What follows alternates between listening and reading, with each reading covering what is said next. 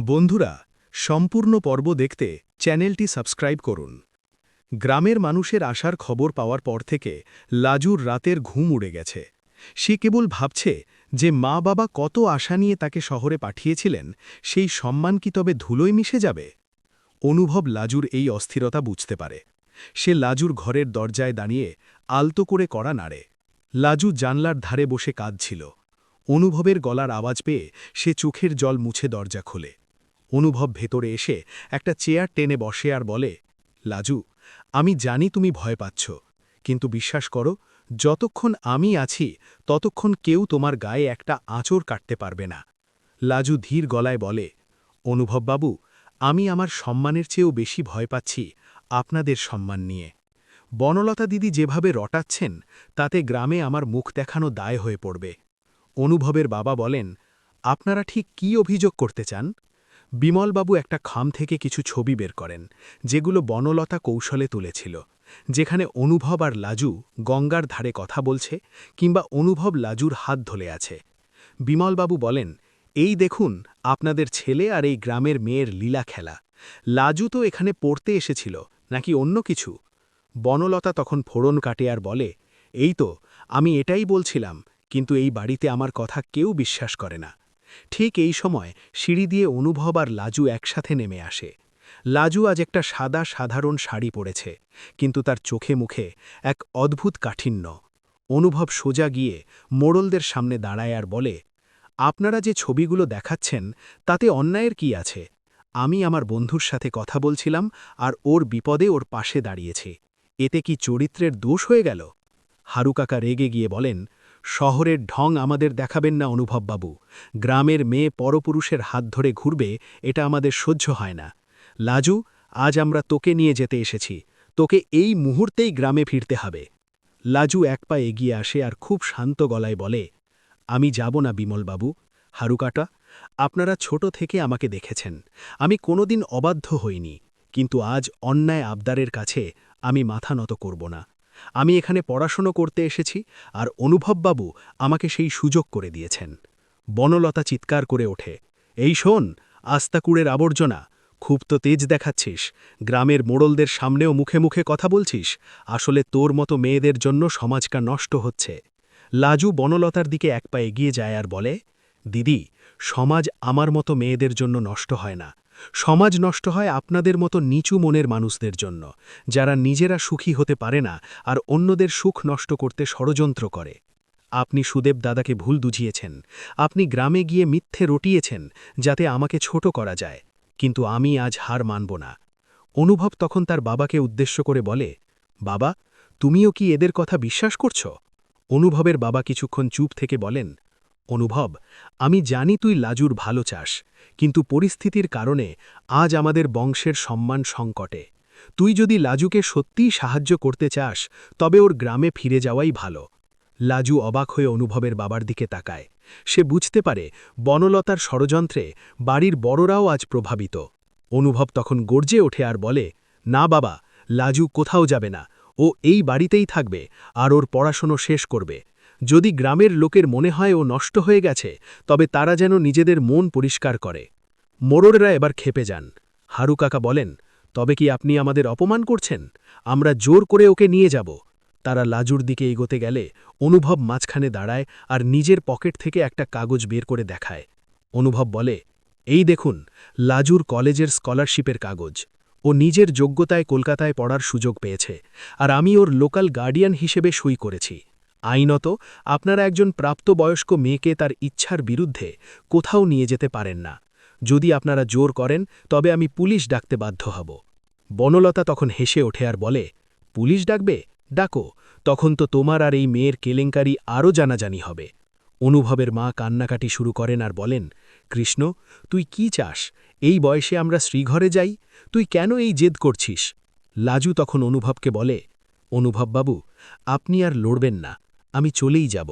আমি চাই না আমার জন্য আপনাদের অশান্তি হোক। লাজু যখন ব্যাগ গুছিয়ে নিতে নিজের ঘরের দিকে যায়, তখন অনুভব ওর হাত শক্ত করে ধরে ফেলে।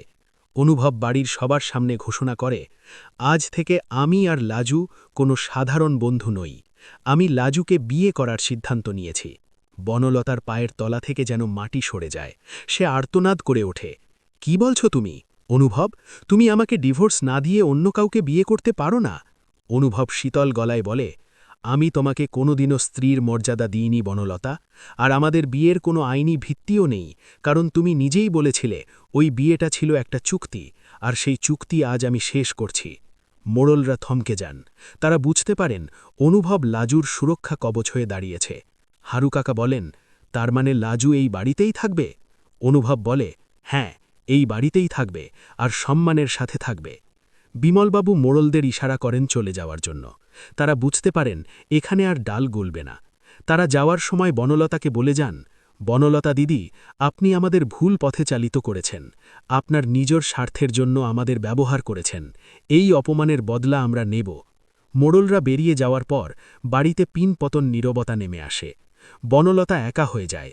সে অনুভবের মায়ের কাছে গিয়ে সাহায্য চায়, কিন্তু অনুভবের মা এবার মুখ ফিরিয়ে নেন। তিনি বলেন, অনেক হয়েছে বনলতা, তুই এবার নিজের বাপের বাড়িতেই থাক, আমরা অনেক ধৈর্য ধরেছি। লাজু তখন অনুভবের দিকে তাকিয়ে থাকে। ওর চোখে তখন কৃতজ্ঞতার জল অনুভবের লাজুর কানে কানে বলে, বলেছিলাম তো, ভয় পেও না লাজু, আজ থেকে তোমার নতুন জীবন শুরু হলো। লাজু মনে মনে প্রতিজ্ঞা করে সে শুধু অনুভবের যোগ্য নয়, একজন সফল নারী হয়ে নিজেকে প্রমাণ করবে, আর বনলতার মতো কুচক্রী মানুষদের চোখে আঙুল দিয়ে দেখিয়ে দেবে যে প্রতিভা আর সততার কোনো বিকল্প নেই। সন্ধ্যার দিকে অনুভব আর লাজু গঙ্গার ধারে বসেছিল। শান্ত পরিবেশ। অনুভব লাজুকে বলে, লাজু, আমি জানি বিয়ের কথা আমি পরিস্থিতির চাপে বলেছি, কিন্তু আমি সত্যিই তোমাকে ভালোবাসি লাজু। লাজু লজ্জা পেয়ে মাথা নিচু করে আর বলে, আমি জানি অনুভব বাবু, আপনার এই ভালোবাসা আমার শক্তি হয়ে থাকবে।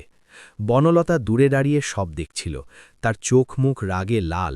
সেভাবে এই যুদ্ধ শেষ হয়নি, সে ফিরে আসবে। তবে লাজু এখন আর সেই আগের লাজু নেই। সে এখন নিজেকে ভালোবাসতে জানে আর লড়াই করতে জানে। এইভাবেই এক ঝোড়ো অধ্যায়ের অবসান ঘটে, আর লাজুর জীবনে এক নতুন ভোরের সূচনা হয়, যা সাফল্যের আলোয় উজ্জ্বল।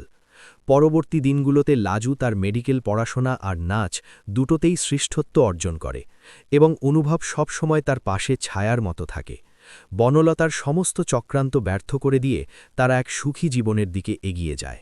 গ্রামের মোড়লরা অপমানিত হয়ে ফিরে যাওয়ার পর বাড়ির পরিবেশ কিছুটা শান্ত হলেও বনলতার মনের আগুন নেভেনি। সে বাপের বাড়িতে গিয়ে দিন রাত শুধু এই ভাবনাই করতে থাকে কিভাবে লাজুকে চূড়ান্ত শিক্ষা দেওয়া যায়।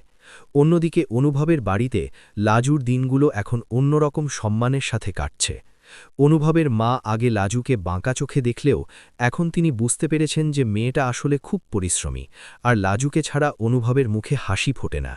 অনুভবের বাবাও লাজুর পড়াশোনার প্রতি একাগ্রতা দেখে মুগ্ধ হন। তবে লাজু জানে তার আসল লড়াই তো মাত্র শুরু হয়েছে। একদিন কলেজে যাওয়ার পথে লাজু দেখে নীলাভজ খুব চিন্তিত মুখে দাঁড়িয়ে আছে। লাজু জিজ্ঞেস করে, কি হয়েছে নীলাভজ, তুমি এমন মুখ ভার করে আছো কেন? নীলাভজ একটা খবরের কাগজ লাজুর সামনে এগিয়ে দেয়। সেখানে দেখা যায় লাজুর নাচের ছবি দিয়ে খুব কুরুচিকর কিছু কথা লেখা হয়েছে, আর নিচে লেখা আছে যে একজন উঠতি নৃত্যশিল্পী কিভাবে এক ব্যবসায়ীর ঘরে আশ্রয় নিয়ে নিজের কেরিয়ার গড়ছে। লাজু বুঝতে পারে এটা বনলতারই কাজ, কারণ ওই ছবিগুলো বনলতার কাছেই ছিল। লাজু ভেঙে না পড়ে সরাসরি অনুভবের অফিসে যায়। অনুভব তখন একটা মিটিংয়ে ছিল। লাজুকে ওই অবস্থায় দেখে সে মিটিং ছেড়ে বেরিয়ে আসে। অনুভব কাগজটা দেখে রাগে ফেটে পড়ে। সে বুঝতে পারে বনলতা এখন সংবাদ মাধ্যমকে ব্যবহার করছে লাজুকে সামাজিকভাবে শেষ করতে। অনুভব লাজুকে শান্ত করে বলে, লাজু, তুমি একটুও ঘাবড়াবে না, কালই আমি একটা প্রেস কনফারেন্স ডাকব, সেখানে আমি সবটা পরিষ্কার করে দেব।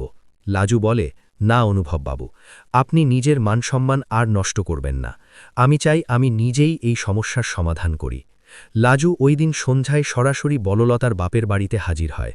বনলতা লাজুকে দেখে অবাক হয়ে যায়, আর বাঁকা হেসে বলে, কিরে, আস্তাকুড়ের আবর্জনা এখন সংবাদপত্রের শিরোনাম হয়ে কেমন লাগছে? লাজু শান্ত গলায় বলে, দিদি, আমি এখানে ঝগড়া করতে আসিনি, আমি আপনাকে শেষবার সাবধান করতে এসেছি। আপনি যে নোংরা খেলা শুরু করেছেন তার ফল কিন্তু খুব খারাপ হবে। বনলতা হাসতে হাসতে বলে, তুই আমাকে ভয় দেখাচ্ছিস? তুই কি ভুলে গেছিস আমি কে? লাজু বলে, আপনি একজন ঈর্ষাপরায়ণ নারী, এর বেশি কিছু না। আমি আজকেই থানায় ডায়েরি করে এসেছি যে আপনি আমার ব্যক্তিগত ছবি সংবাদপত্রে পাচার করেছেন। পুলিশ খুব শীঘ্রই আপনার সাথে কথা বলবে। বনলতার মুখের হাসি মুহূর্তের মধ্যে উধাও হয়ে যায়। সে ভাবতেই পারেনি লাজু এত বড় পদক্ষেপ নেবে। ঠিক এই সময় অনুভবের বাবা সেখানে এসে উপস্থিত হন। তিনি বনলতাকে বলেন, বনলতা, আমি এতদিন চুপ ছিলাম, কিন্তু তুমি আমাদের বংশের নাম রাস্তায় নামিয়ে দিয়েছ। আজ থেকে তোমার সাথে আমাদের বাড়ির আর কোনো সম্পর্ক নেই। আমি অনুভবের ডিভোর্সের কাগজ নিয়ে এসেছি। বনলতা কান্নাকাটি শুরু করে, কিন্তু এবার আর কারও মন গলেনি। লাজু ফিরে আসে অনুভবের কাছে আর নিজেকে পড়াশোনায় ডুবিয়ে দেয়। কয়েক মাস পর লাজুর ফাইনাল পরীক্ষা আর বড় একটা নাচের প্রোগ্রাম একই দিনে পড়ে। লাজু খুব দ্বিধায় ছিল, কিন্তু অনুভব তাকে সাহস যোগায়। অনুভব বলে, তুমি দুটোই পারবে লাজু, তোমার মধ্যে সেই শক্তি আছে। পরীক্ষার দিন সকালে লাজু খুব অসুস্থ হয়ে পড়ে। টেনশনে তার জ্বর চলে আসে। অনুভবের মা তখন পরম মমতায় লাজুর সেবা করেন আর বলেন, তুই চিন্তা করিস না মা, তোর হারানো বাবার আশীর্বাদ তোর সাথে আছে। লাজু পরীক্ষা দেয় আর বিকেলের সেই নাচের অনুষ্ঠানেও অংশগ্রহণ করে। সেখানে সে এমন এক পারফরমেন্স দেয় যে পুরো অডিটোরিয়াম দাঁড়িয়ে হাততালি দেয়। সেই অনুষ্ঠানে প্রধান অতিথি হিসেবে ছিলেন এক বিখ্যাত ডাক্তার, যিনি লাজুর পড়াশোনার কথা জানতেন। তিনি মঞ্চে উঠে লাজুকে স্বর্ণপদক দেন আর বলেন, লাজুর মতো মেয়েরাই আমাদের সমাজের আসল গর্ব। সে যেমন শিল্পকে বাঁচিয়ে রেখেছে, তেমনি মানবতার সেবায় নিজেকে উৎসর্গ করতে পড়াশোনা করছে। বনলতা আড়ালে দাঁড়িয়ে এই দৃশ্য দেখে আর নিজের পরাজয় মেনে নেয়। সে বুঝতে পারে ঘৃণা দিয়ে কোনোদিনও জয় লাভ করা যায় না। কয়েক বছর কেটে যায়। লাজু এখন একজন নামকরা ডাক্তার আর পাশাপাশি একজন প্রতিষ্ঠিত নৃত্যশিল্পী। গ্রামের সেই মানুষগুলো যারা একদিন লাজুকে অপবাদ দিয়ে নিতে এসেছিল, তারা এখন লাজুর কাছে চিকিৎসার জন্য ভিড় করে। হারু কাকা আর বিমলবাবু লাজুর সামনে এসে হাত জোড় করে ক্ষমা চান। লাজু হাসি মুখে তাদের সেবা করে, কারণ সে জানে ঘৃণা দিয়ে নয়, ভালোবাসা দিয়েই জগৎ জয় করা যায়। অনুভব আর লাজু এখন এক সুখী দম্পতি। তাদের জীবনে এখন আর কোনো কালো মেঘ নেই। বনলতা নিজের ভুল বুঝতে পেরে নিজেকে সমাজসেবায় নিয়োজিত করেছে। সে এখন অনুতপ্ত। অনুভব আর লাজু একদিন গঙ্গার সেই ঘাটে বসেছিল যেখানে তাদের সম্পর্কের নতুন শুরু হয়েছিল। অনুভব লাজুর হাত ধরে বলে, দেখলে তো লাজু, অন্ধকার যতই গভীর হোক, ভোরের আলো আসবেই। লাজু অনুভবের কাঁধে মাথা রেখে বলে, আর এই আলোয় আমি সারা জীবন তোমার পাশে থাকতে চাই। গল্পের শেষে এটাই প্রমাণিত হয় যে পরিশ্রম, সততা আর ভালোবাসার জয় অনিবার্য। লাজু আর অনুভবের এই যাত্রা হাজার হাজার মেয়ের কাছে আজ অনুপ্রেরণা, যারা প্রতিকূল পরিস্থিতির সাথে লড়াই করে নিজের পরিচয় গড়তে চায়। পরবর্তী পর্বে কী হতে চলেছে তা জানতে হলে ভিডিওটিতে লাইক দিয়ে আমাদের পাশেই থাকুন।